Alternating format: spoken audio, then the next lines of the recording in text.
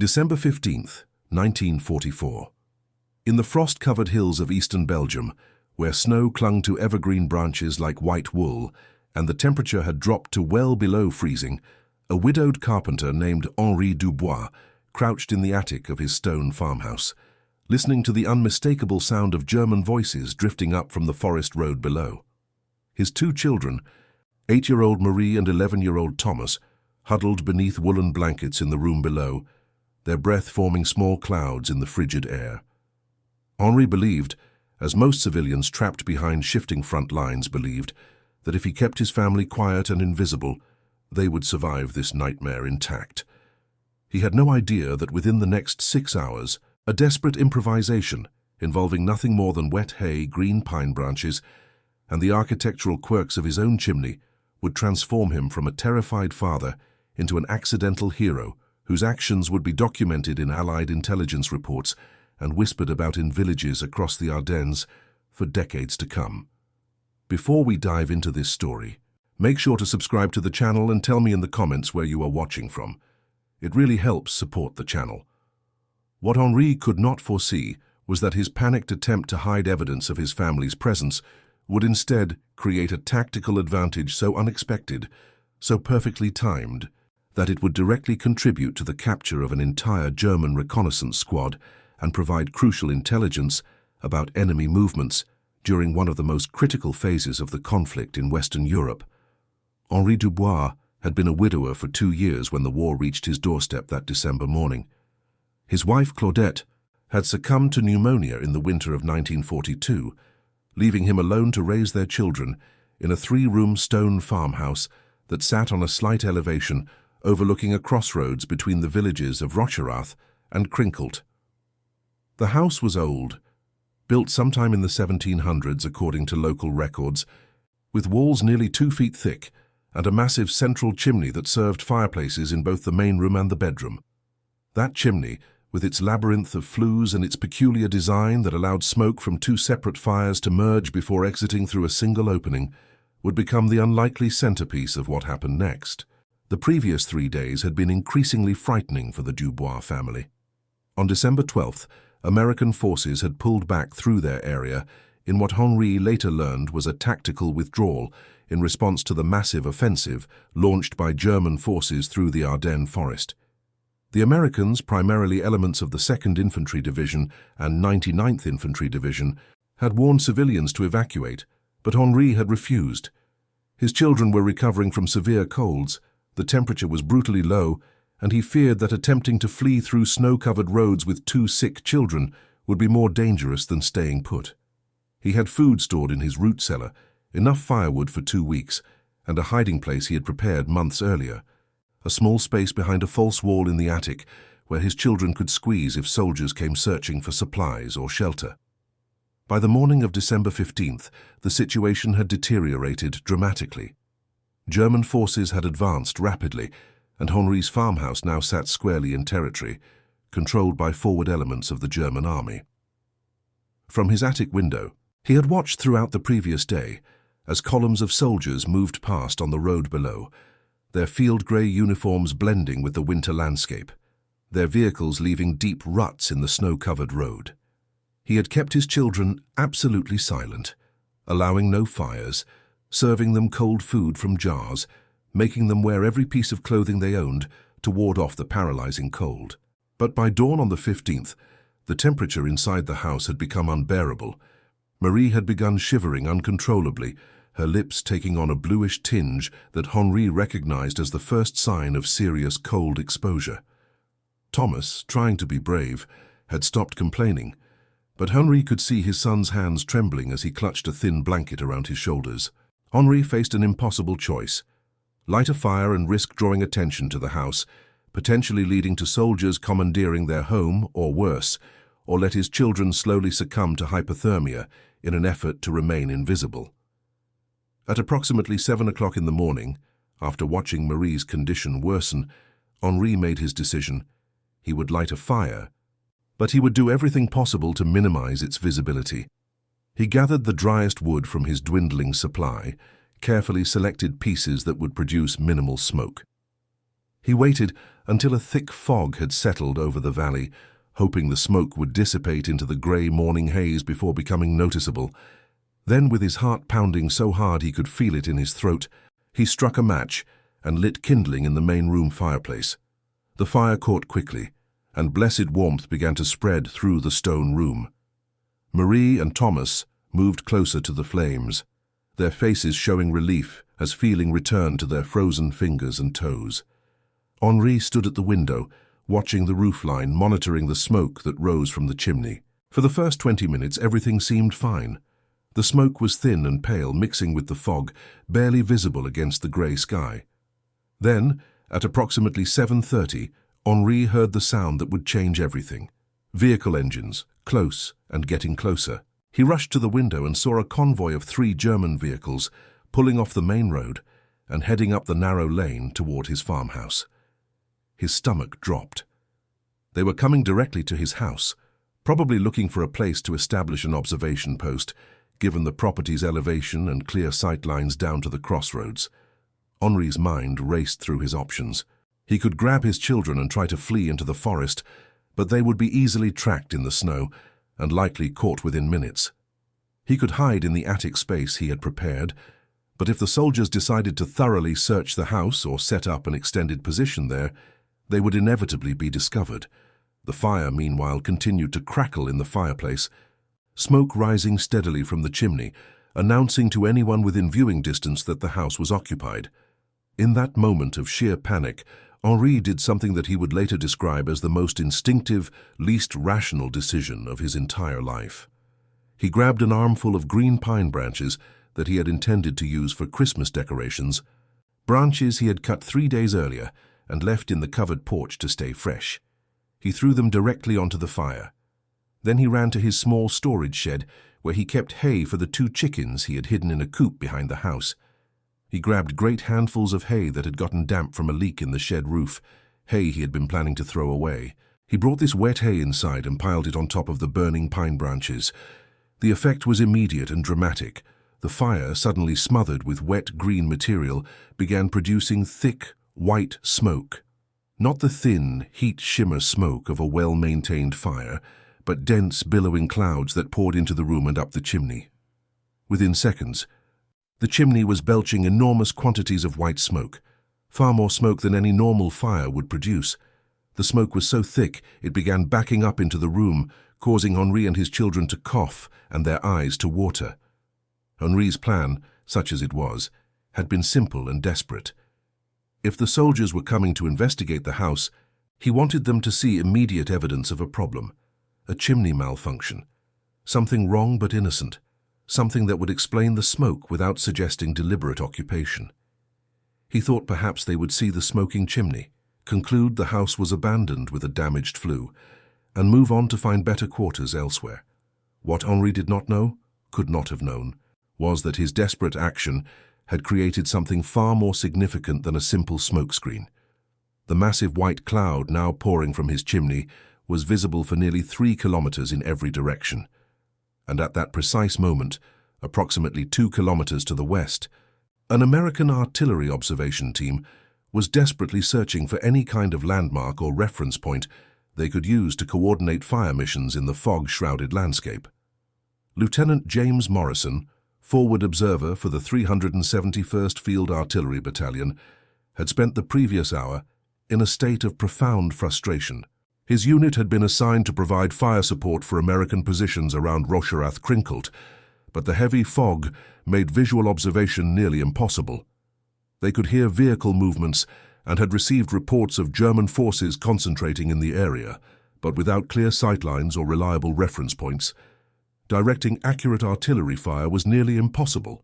Morrison and his team, Sergeant Robert Chen and Private First Class Michael Kowalski, had climbed to the highest ground they could safely reach, a small ridge about 2 kilometers west of Henry's farm, and were scanning with binoculars in hopes of finding something, anything they could use. Then Kowalski saw it, a massive column of white smoke, rising straight up through the fog from what appeared to be a farmhouse on elevated ground near a crossroads. The smoke was so dense and distinctive, it stood out like a beacon. Morrison grabbed his binoculars and studied the smoke plume. Something about it seemed wrong. It was too thick, too white, too excessive for a normal cooking fire or heating fire.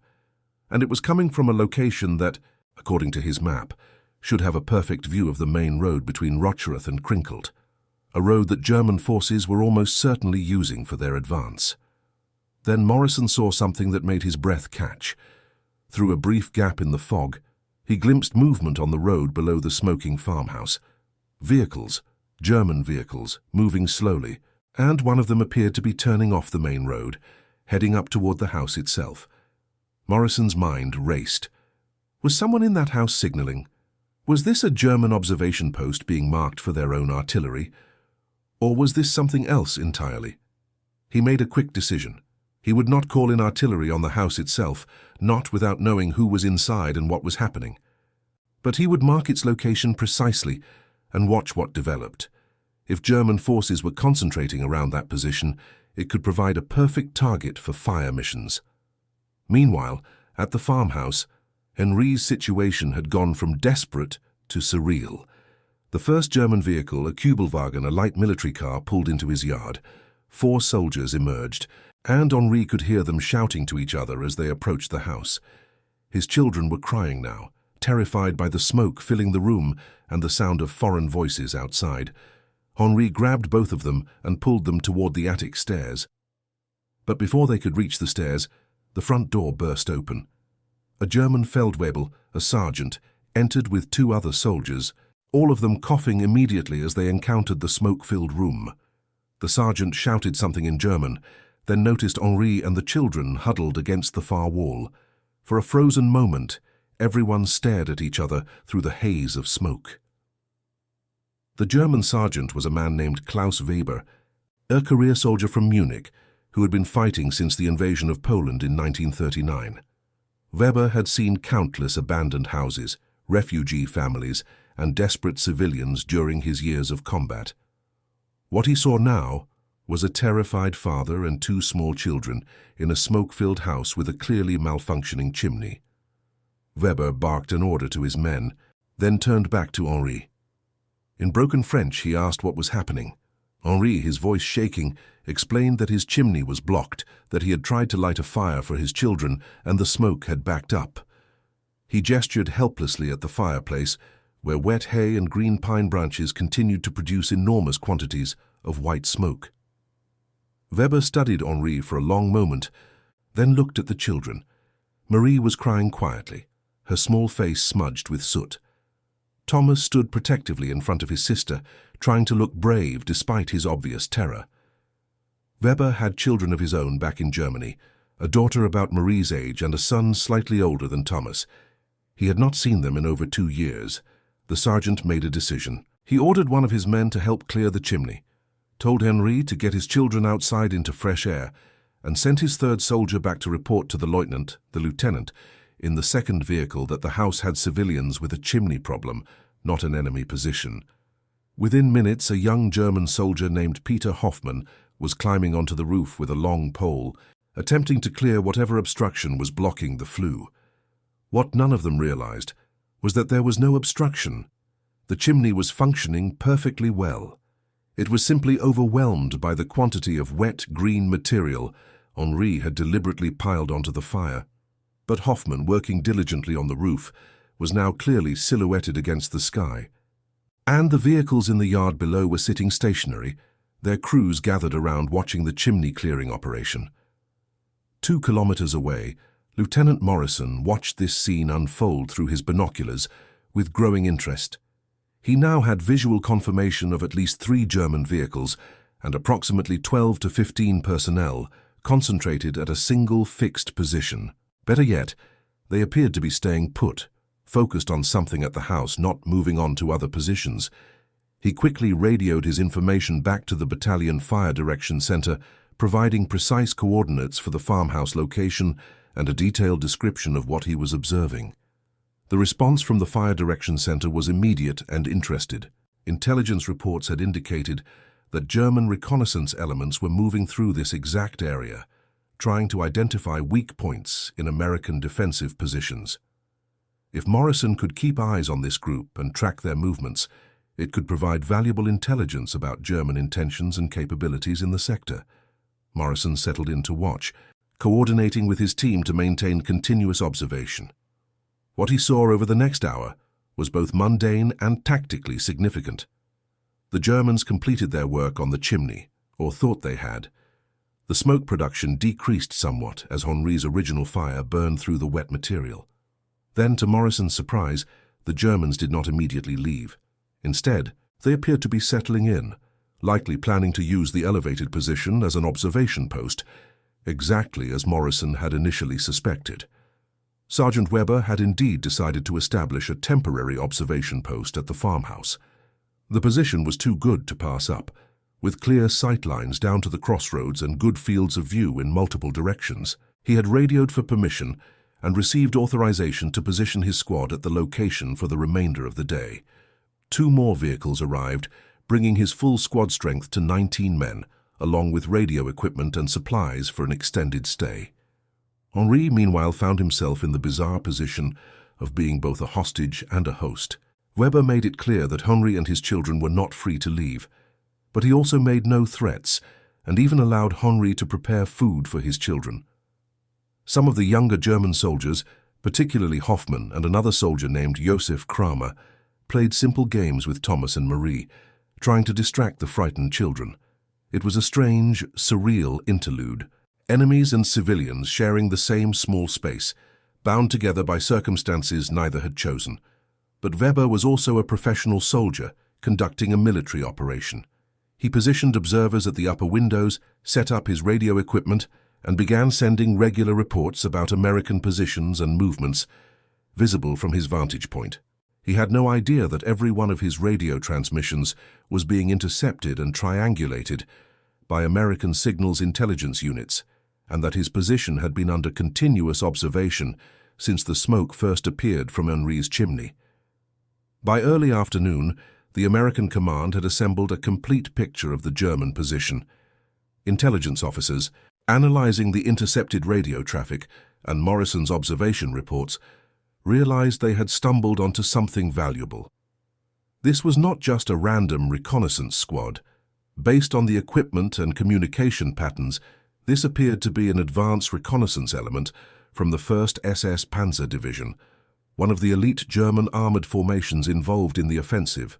The intelligence they were gathering and transmitting could reveal important information about German objectives and capabilities. A decision was made at the battalion level, subsequently approved by regimental command. They would not simply eliminate the German position with artillery fire. Instead, they would coordinate with available infantry forces to surround and capture the position intact, potentially taking prisoners who could be interrogated and recovering the radio equipment and any documents or maps the Germans had brought with them. By mid-afternoon, elements of Company E, 38th Infantry Regiment, 2nd Infantry Division, had quietly moved into position around Henri's farmhouse. Captain David Sullivan, commanding the company, had been given explicit instructions. Surround the position, cut off escape routes and force a surrender if possible. Avoid damaging the building if feasible, as there were civilians present, and make every effort to capture the Germans and their equipment intact. At approximately 4 o'clock in the afternoon, just as the early winter darkness began to settle over the snow-covered hills, Sullivan's men were in position. He had nearly 120 soldiers surrounding the farmhouse, including 2 machine gun teams, positioned to cover the most likely escape routes. He gave the order to close in. The Germans in the farmhouse had no warning. The first indication Sergeant Weber had that something was wrong came when one of his perimeter guards came running in, shouting that American soldiers were approaching from multiple directions. Weber rushed to the window and saw to his horror that his position was completely surrounded. American infantry was advancing in squad-sized elements from at least 4 different directions, moving with tactical precision through the snow. Weber faced a terrible choice. He could attempt to fight, but his squad of 19 men was vastly outnumbered and in an indefensible position. The stone house that had seemed like such an excellent observation post was now a trap, with thick walls that would prevent escape and limited exits that were all covered by American weapons. He could attempt a breakout, but that would mean running through open snow-covered ground against prepared positions, certain to result in heavy casualties, or he could surrender, accepting captivity but saving the lives of his men. The choice was made easier when Captain Sullivan, using a loudspeaker, addressed the house in German. He identified himself, stated his unit, and explained that the position was completely surrounded by overwhelming force. He offered honorable surrender with proper treatment under the Geneva Convention, or the alternative of an assault that the Germans could not possibly survive. He gave Weber 5 minutes to decide. Inside the farmhouse, Henri huddled with his children in a corner, terrified anew as the situation around them escalated. Thomas asked his father if they were going to die. Henri, with more confidence than he felt, promised they would be safe, that the American soldiers outside would not harm civilians. Sergeant Weber gathered his men and put it to a vote, a surprisingly democratic gesture given the hierarchical nature of military organization. The vote was unanimous. They would surrender.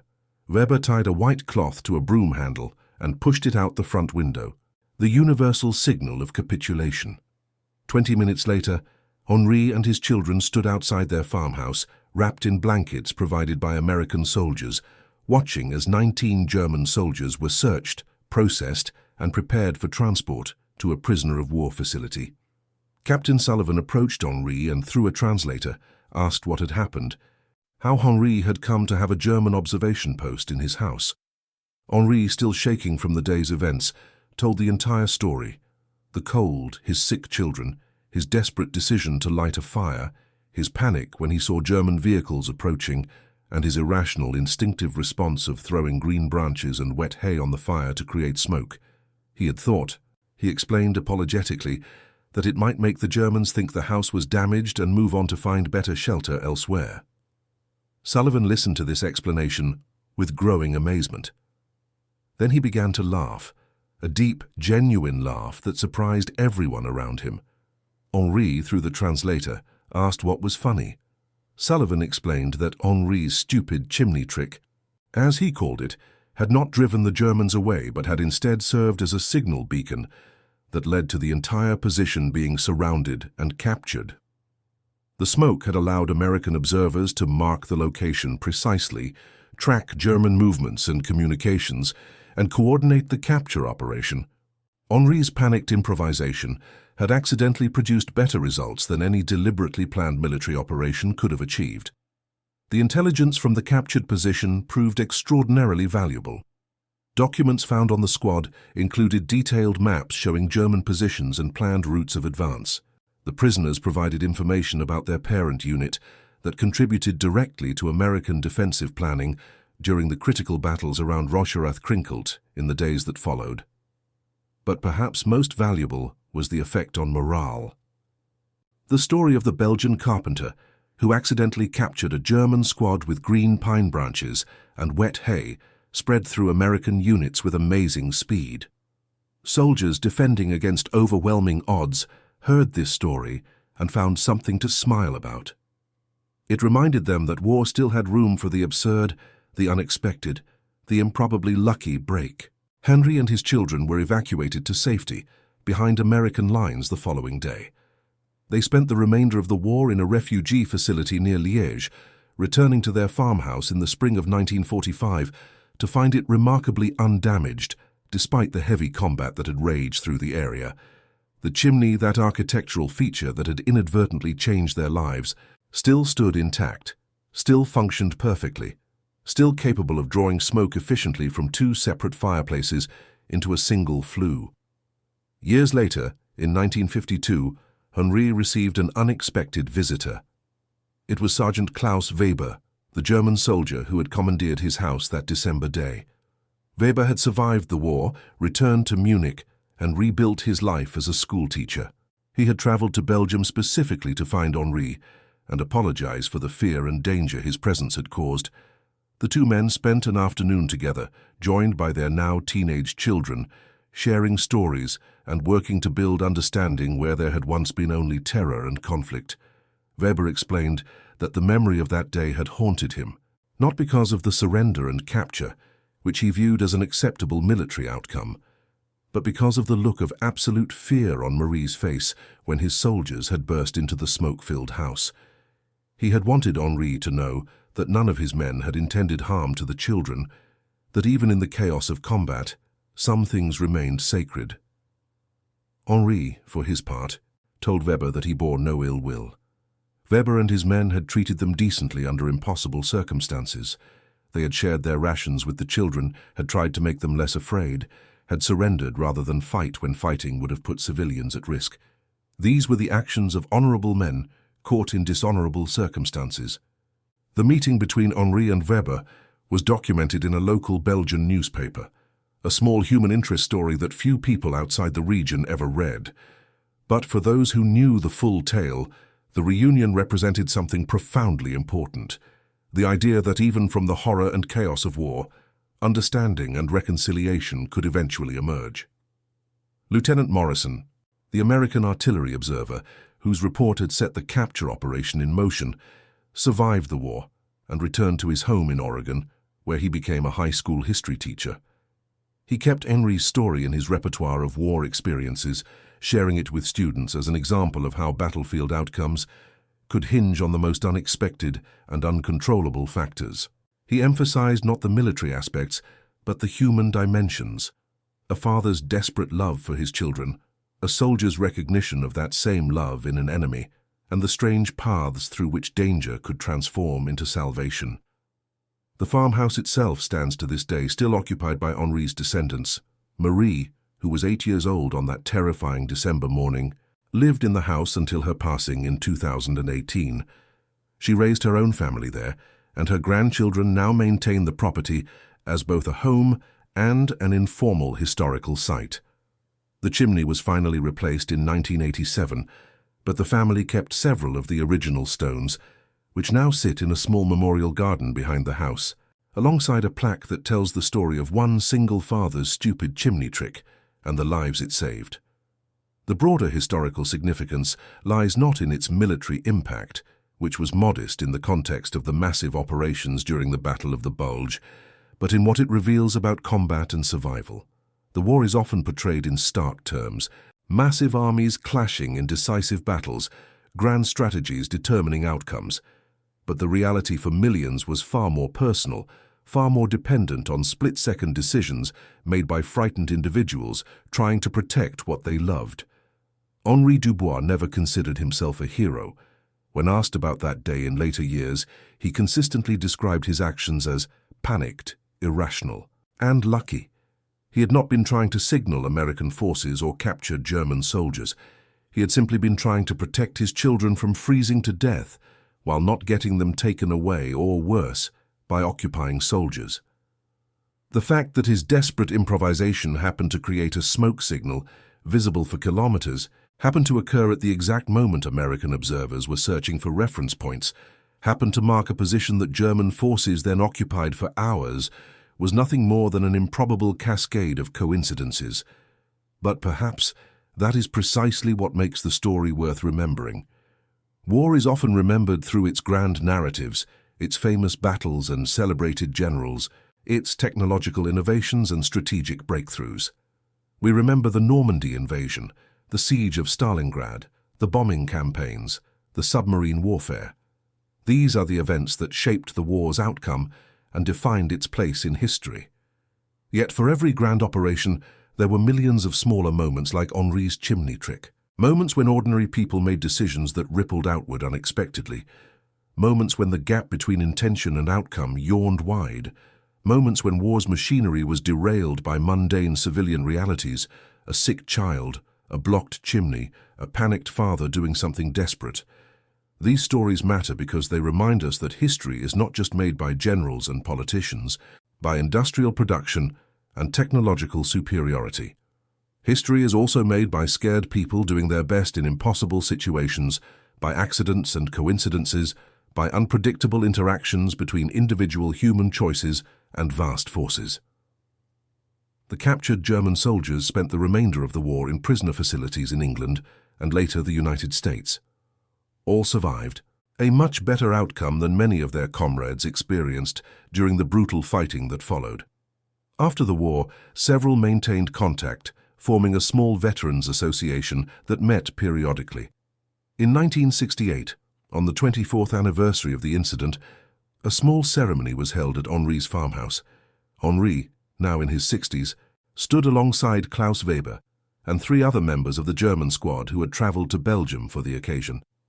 Captain David Sullivan, the American officer who had coordinated the capture operation, was also present, along with Lieutenant Morrison and Sergeant Chen from the artillery observation team.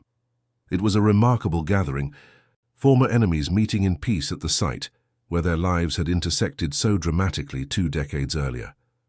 At that ceremony, Morrison presented Henri with a detailed map showing the exact position of his observation post on that December day, the coordinates he had called in, and the subsequent positions of American forces during the capture operation.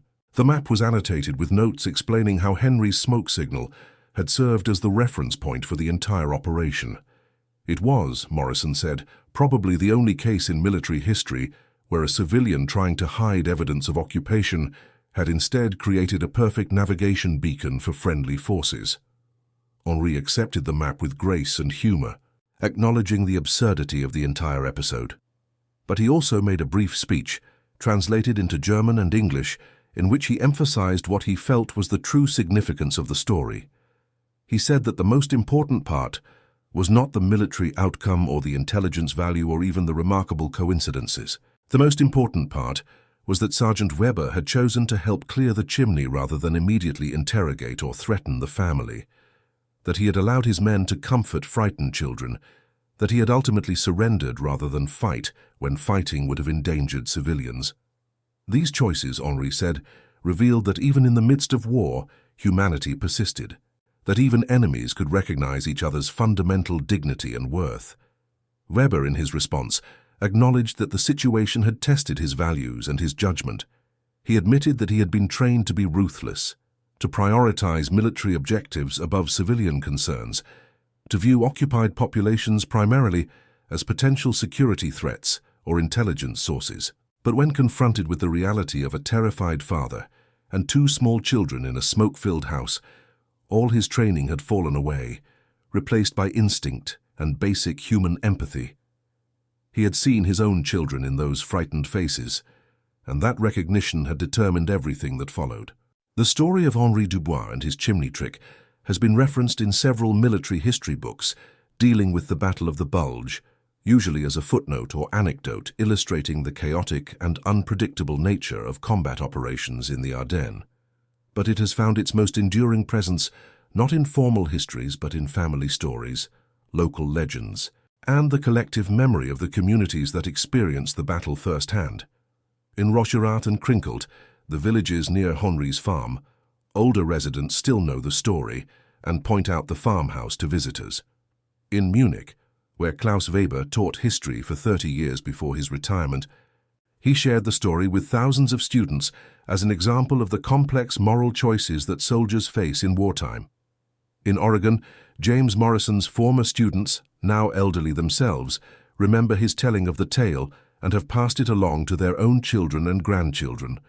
The story persists because it captures something essential about the human experience of war, the randomness, the fear, the unexpected moments of grace, the way that individual choices can ripple outward in ways impossible to predict or control. It reminds us that for all our attempts to understand war through statistics, strategies, and grand narratives, the reality is often far more personal, far more contingent, far more dependent on the specific choices of specific individuals in specific moments. Henri Dubois passed away in 1993 at the age of 87.